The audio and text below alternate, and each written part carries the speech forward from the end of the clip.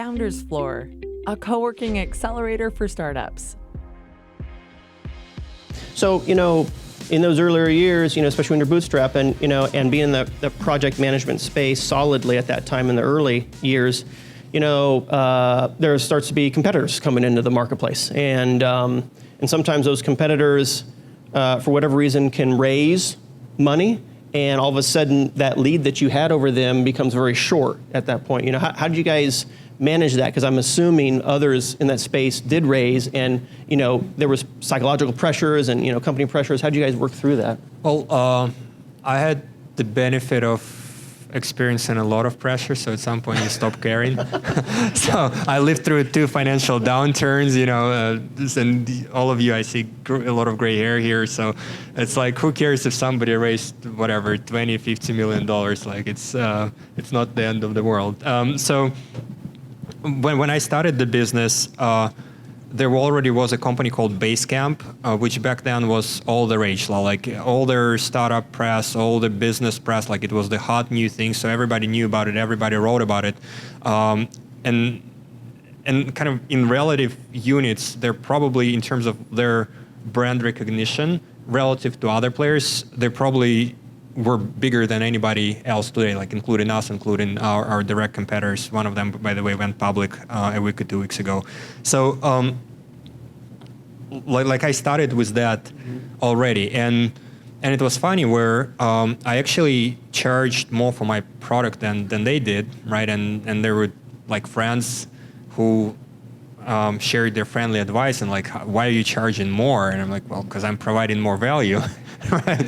So, and I was going back to that bootstrapping strategy. I was kind of believed. I'm a very direct person, so I always believed that customers should vote with their money. And I would be delusional if I would be saying, "Hey, my product is better," but nobody wants to pay more for this compared to the other player, right? So I felt, hey, I'll build a better product, and I know exactly why it's better, and because it's not just surface level, it's not bells and whistles, it's like fundamentally in Basecamp you could not get visibility across those multiple things. Basecamp looked pretty nice, but it at their core of it was very similar to SharePoint. Like you had a website per project, and God bless you if you try to get visibility across running multiple projects or multiple functions. So I fundamentally had different view on what work management platform should be, and I believe that if I provide that value for the customers, then they would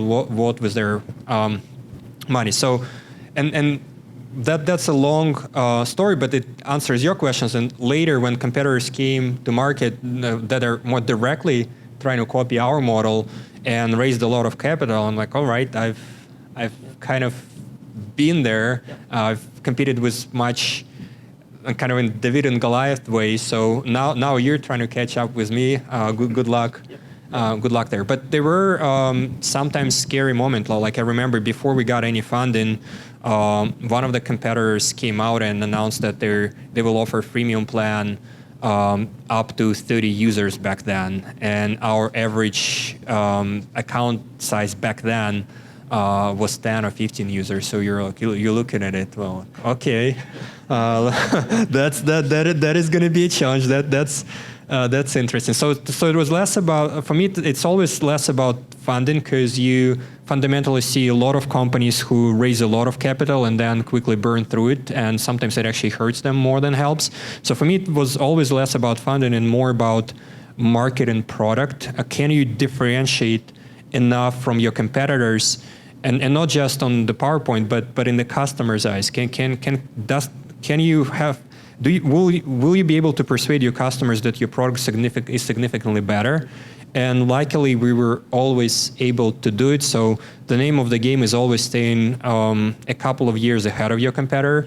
If you don't raise funding, you can't choke them out, so they will still grow and will still kind of breathe in your back. But again, as long as you're a couple of years ahead on the product side, you will still be always able to grow and grow even faster than they do.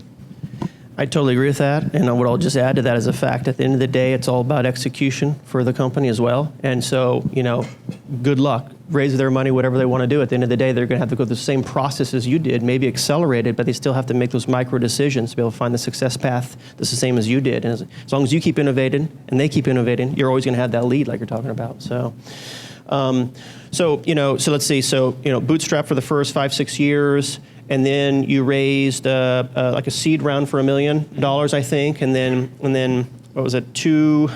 About a year after that, you boosted probably the internal metrics up of the company to the point where you can then raise that Series A, a 10 million Series A, and then 3 years after that, you raise a 15 million Series B.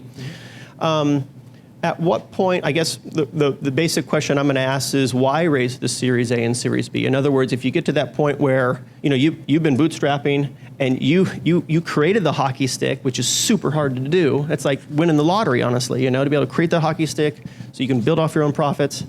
And so you raise that seed, and that makes sense, but then that Series A and B, tell me more about the thought process with that.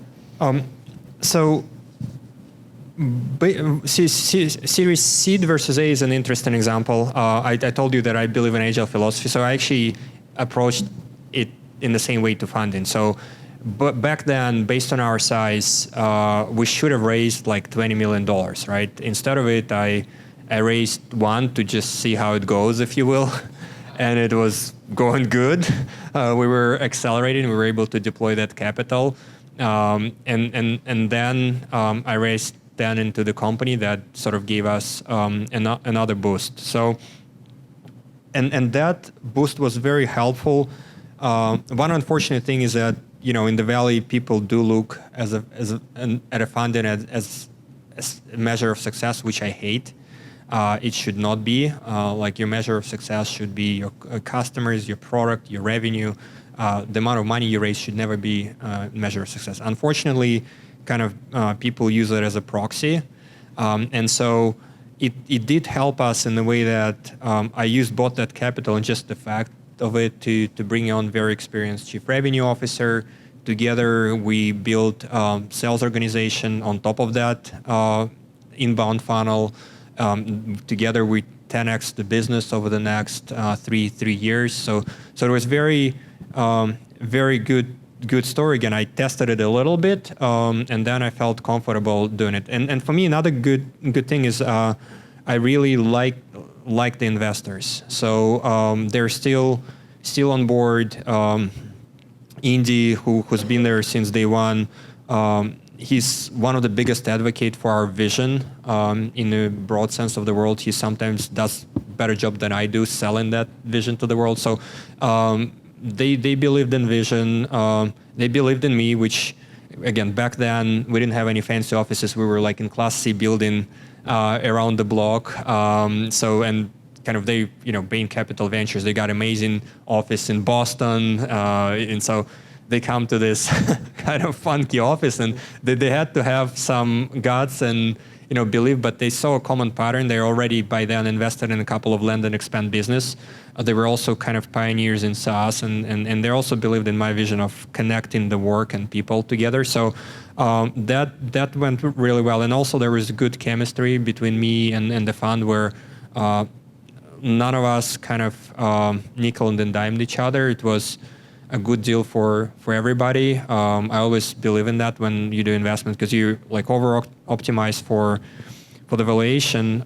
Like you want everybody to be happy. You want you to make money. You want your employees to make money, and you want your investors to make money. You don't want to kind of skew it into one direction and screw the other part. So it was good chemistry and was a helpful step. And then we did a couple of raises after, but we were always doing it fairly unconventional in the sense that in the Valley, it's common to raise their largest amount of capital you can raise, versus we always fought really hard to raise their lowest amount of capital we could raise. So the last raise we didn't even announce because it was less than 5% of equity, versus a typical venture round is at least 20% of equity. And we've always done it on their very clean terms. One thing that happened in the unicorn age, a lot of companies wanted to get to $1 billion valuation, and so they threw in some funky terms, which I can later educate you, somebody else can educate you on, to boost the valuation. But again, it screws the incentives for on the board, so we always went for very, very clean terms, and I always was very adamant with investors that we want to be in the same boat, so kind of it's clean terms or nothing, basically.